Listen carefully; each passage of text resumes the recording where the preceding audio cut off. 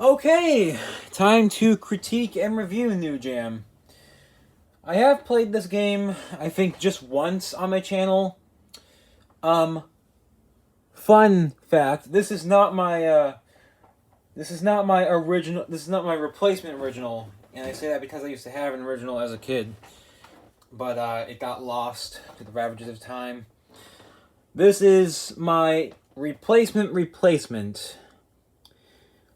And the reason that was, and I'll openly admit it was my own fault because I was being a complete doofus. Because I kept telling myself, oh, the build quality sucks, the build quality is terrible. Yeah, here's the thing, if you get a NuJam, don't twist too forcefully, don't slide either way too forcefully, that will ruin it. And Dan Plitzner himself said that part where you slide either up or down is the most sensitive. Looking back on my mistake, yeah, I definitely believe the man. It is the man who invented the thing, after all. Let me try and think of the fun facts, the actual fun facts. The riffs that you hear, the guitar chords and riffs, are actually... They sound like they're MIDIs, but no. They even advertise it on the box. They are authentic guitar sounds. Electric guitar sounds. I believe that was... I forget if it was either Dan himself or someone at Kid Group. Another fun fact, Kid Group, for those who don't know, for those who are interested in checking out the history of electronic gaming, as in people who are new to electronic gaming, Kid Group literally stood for Plitzner Industrial Design. That was the same team that actually was assembled beyond Dan Plitzner himself to make the Bop-It line. I think they're still around today, because from what I was told, this started the reboot era, and pretty much all of these, except for what we're just gonna call the Lord Voldemort of the Bop-It universe. As in, you're not allowed to talk about it. Every single Bop-It has been primarily handled by Kid Group, and yeah, they're still around today, Kid Group. Well, let's go on to actually critiquing and then briefly playing NuJam guitar. The first thing you'll notice is how really awesome it looks. It looks really, really long, like almost like an average electric guitar size, but no, it's short by like actual guitar standards. Like, see, it's not even that. It's not that long in the slightest. Let me do a little bit of a zoom in, because there's a few details I like to point out, because I'm the one who appreciates attention to detail and stuff like that. Every detail is precious on whatever piece of artwork or whatever you're making, after all, is. So if I can get it to show up, there's a glitter effect. I believe it's on the twisted part. I don't think it is. It kind of is. I don't think it's on the actual neck. It's kind of on the slider part. And you really have to squint in real time to see it in this video, but it is present on the metallic silver finish. It runs on 3 AA's. Funny story about my last NuJam, by the way. It came with AA's. They were corroded. This one came without AA's, so no corrosion was found. Reset button. Headphone jack, and that's the coolest part about it, because if I had a speaker I could hook it up to, it would sound so much better. And that's because of the terrible audio chip, not audio quality in general. The build quality and the audio chip are the most notorious things about this thing. Game selection, jam, rhythm jam, group jam, free jam. You can select the BGM. Volume adjustment, and power. The game does automatically shut off after, I believe, I think 30 seconds or minutes. I can't remember exactly. But what was I about to say? The reason that this exists, I think Dan might have said this in my interview with him, is he was thinking, oh, let's give Beat Bop its own game. That's literally what NuJam is. And it's really, really cool. Also, I don't know how many people are going to get this joke, but every time I play NuJam guitar, I feel like a regular Jonny Arma or Daniel Wayne sermon. So there's that, because those are two of the greatest guitarists of all time. If you don't know who any of those two are, please fix that and look them up right now. They are just awesome. But now, let's get to actually playing the game.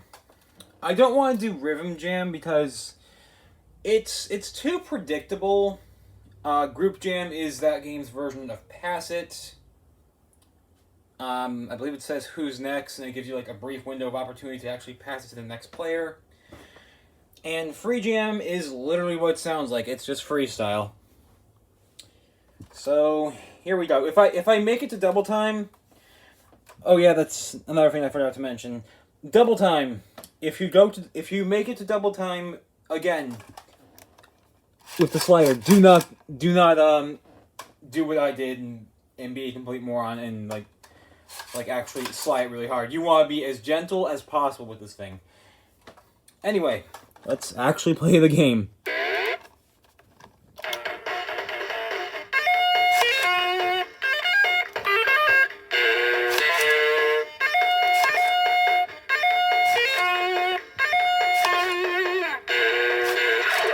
Oh, it kind of glitched on me.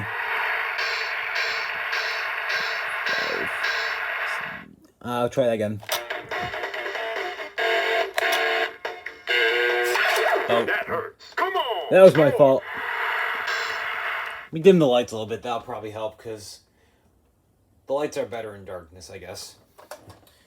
Dimming the lights because, yes, I don't know.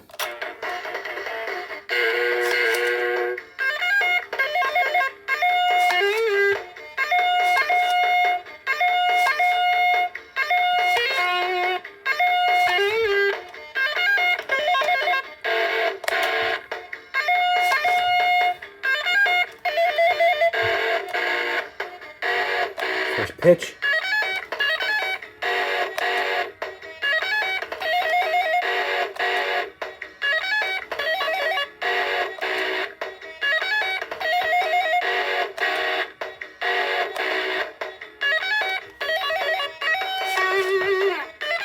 Second pitch.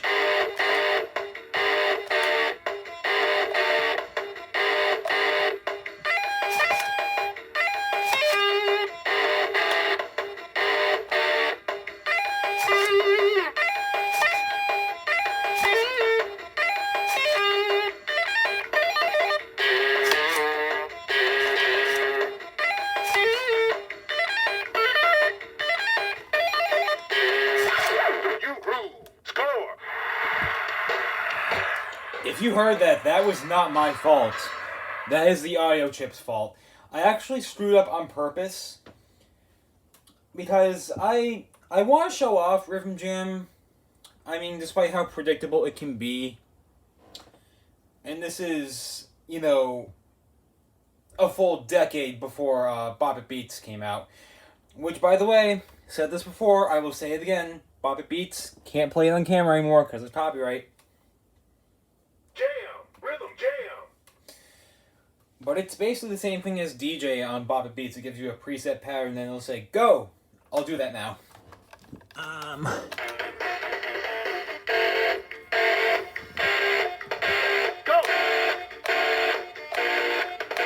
Yeah!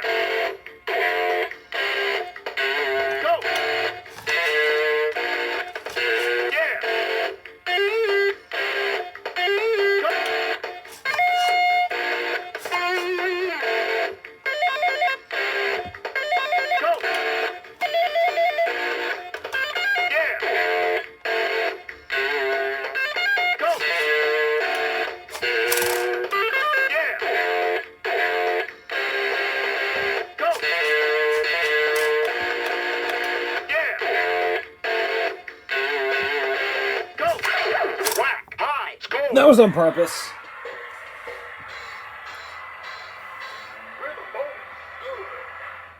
Someone literally just just explained that to me the other day. It ranks you. So, rhythm bonus. Good. I did good. So,